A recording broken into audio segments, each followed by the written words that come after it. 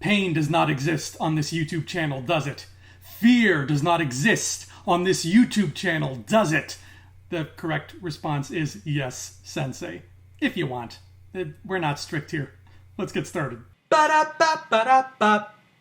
Hello, homies. Welcome to Thumb Together TV. My name is Andrew Fantasia, and today we're going to be talking about Cobra Kai Seasons 1 and 2 together. As usual, if you enjoyed this video, please feel free to give it a thumbs up and give some love to that subscribe button as well. So a couple of years ago, Cobra Kai came out of nowhere on YouTube Originals, and it surprised everybody with how good it was, apparently. I didn't watch it back then because, like most human beings on the planet, I did not pay extra for YouTube Originals. But I heard nothing but great things. There was all this praise pouring down the pipeline. Cobra Kai was supposed to be pretty darn good.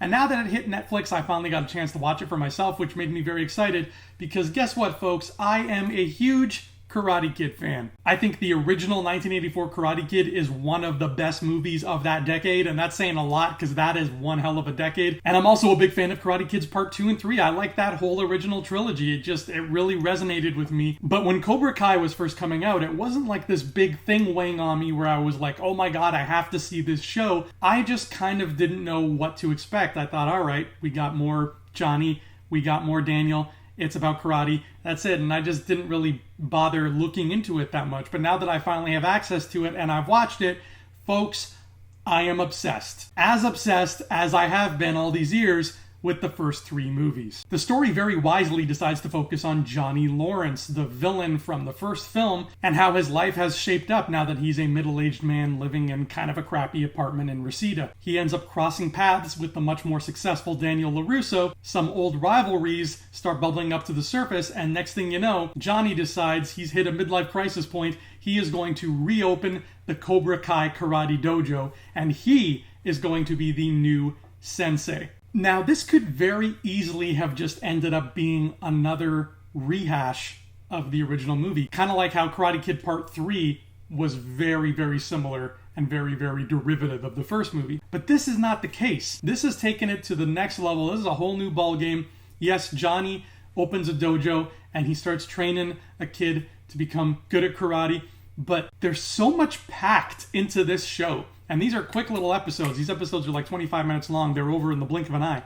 There's so much packed into these two seasons that the mythology of the Karate Kid universe is suddenly rich as all hell, and there's only room for more in the future. Now, I think it's brilliant that they focused on the villain of the first picture as opposed to continuing the story of Daniel, because Daniel kind of, for the most part, has his life figured out. Yes, he's not perfect. He's still learning things. He's still trying to find his balance.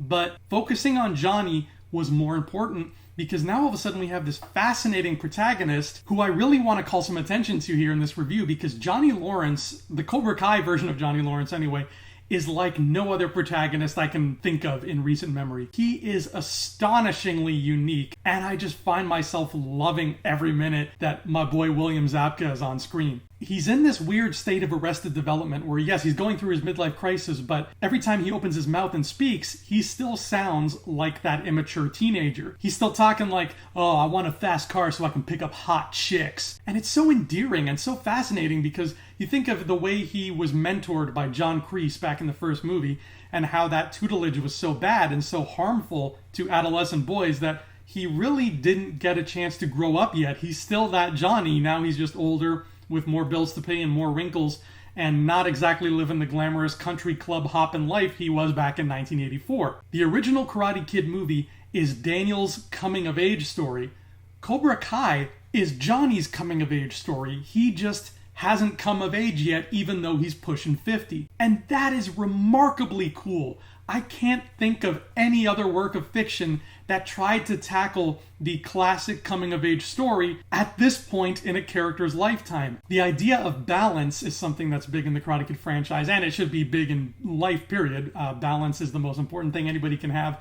That's my philosophy anyway. But what I love about what the writers have done with Cobra Kai is they have maintained a cool balance where Cobra Kai is devastating at times, it's heartbreaking at times, it's hilarious at times, all genres clumped together in one, and it's seamless. We get a host of new characters who flesh this world out, and they're all really cool too. We got Miguel, who's arguably our main character, who starts training under Johnny Lawrence, and goes from a awkward, shy kid to this karate champ who follows the Cobra Kai credo to a T. We've got Daniel's daughter, Samantha, a sweet, good-natured girl who's been learning karate from her father her whole life, even though it was just kind of a thing she didn't really take too seriously up until season 2 rolls around. We've got Robbie, Johnny Lawrence's son, who takes a liking to Daniel LaRusso and starts learning Miyagi-Do karate under him, which of course pisses Johnny off to no end. And it creates this great little Romeo and Juliet, Capulet, Montague, Lawrence, LaRusso dynamic that you just can't help but fall in love with. And all these new characters go through such intense cycles of growth over the course of these 2 seasons.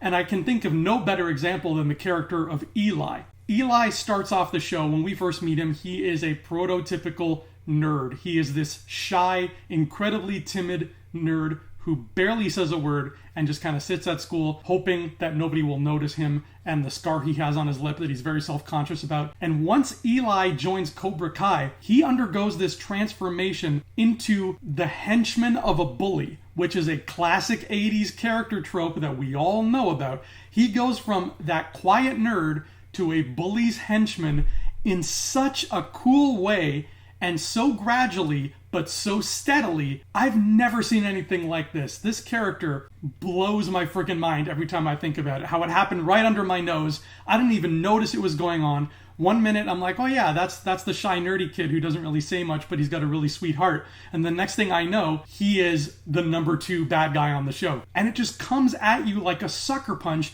and you feel so bad because you know he's a nice kid, but he's just fallen in with the Cobra Kai, and that's turned him into this arrogant, abrasive bully. I don't know where they're taking that character in the future, but I can't wait to see more of him. And of course, characters from the original movie trilogy show up too. Daniel's mom makes a couple of appearances. We get an episode where Johnny reunites with a few of his old gang members from Cobra Kai in a really heartbreaking, but at the same time, heartwarming reunion. And of course, when John Kreese himself shows up at the end of the season 1 finale, I just about lost my shit. John Kreese is one of the most over-the-top but iconic 80s villains as far as I'm concerned. I can never not enjoy it when he's on screen. So the fact that he became a series regular in season 2 just absolutely warmed my heart in the most evil way possible. Another really neat thing is that, normally in the vernacular of our pop culture, everybody in the world usually agrees that Karate Kid, the first one, is awesome, and then 2 and 3 are just kind of meh, whatever. I happen to like the whole trilogy because I'm weird like that, but guess who else likes the whole trilogy? Cobra Kai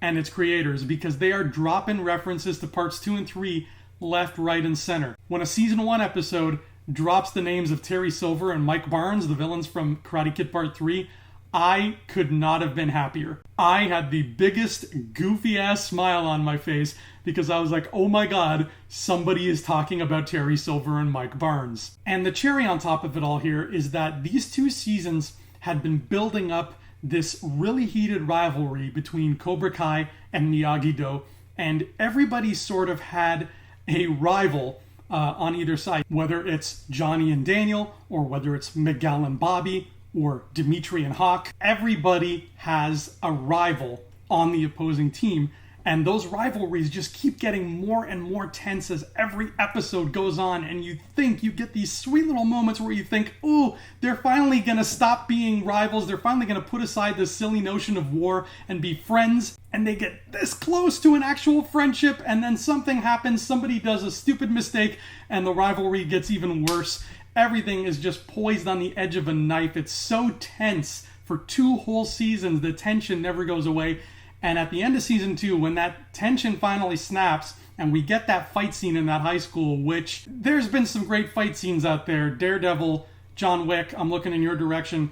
This isn't quite at that level, but holy crap, was that finale fight ever insane. Every moving piece, there was so much going on. People fighting here, sweeping down the hallway, going there, up the stairs. I'm going to go right ahead and say it. This fight was so well choreographed and so well filmed that it makes all the fights in all the previous Karate Kid movies look like crap in comparison. And you know what? I'm going to end this review with another bold statement because I feel like that statement has to be made. This past decade that we've just been through, 2010 to 2019, has been a decade full of resurrections of pop culture franchises. We got resurrections of Jurassic Park, Terminator, Ghostbusters, RoboCop, Alien, Predator, Star Wars, Creed, and that's just the ones I can think of off the top of my head. We've continued the stories of all these old classic franchises, and I have enjoyed each one of them to various degrees, but I'm going to go right ahead and say it here and now. I'm putting my cards on the table.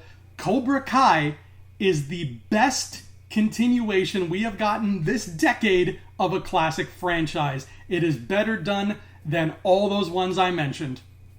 There you go. Cobra Kai rocks. The way they're continuing this Karate Kid story is magnificent. I have nothing but good things to say about it, and there's only more greatness to come. Ralph Macchio said that for season 3, they filmed some scenes in Okinawa on location, which means we are getting old locations from Karate Kid Part 2, and maybe even old characters like Chozen and Kumiko. I don't know if the guy who played Mr. Sato is still alive, but we're going to see the old fishing village in Okinawa again and the old original Miyagi Dojo. I'm so excited for that. There's also rumors, whispers, that Hilary Swank herself is interested in reprising her role from the next Karate Kid, just because she wants to see her character and Daniel LaRusso finally match wits to see who is the best student of Mr. Miyagi. And oh my god, if that happens, I'm buying a new microphone just so I can drop it, because that's how happy I'll be. But anyway, guys, Cobra Kai never dies. Strike first, strike hard, no mercy. This show is out of this world. 10 out of 10. Please, God, let this continue on. I need more. But that has been Cobra Kai. That has been Thumb Together TV. I'm Andrew Fantasia. Thank you so much for tuning in, everybody. I will see you all next time. And until then, hi! I don't really know karate. That's just, I feel like that's something I would do if I was training. We can't all wax cars.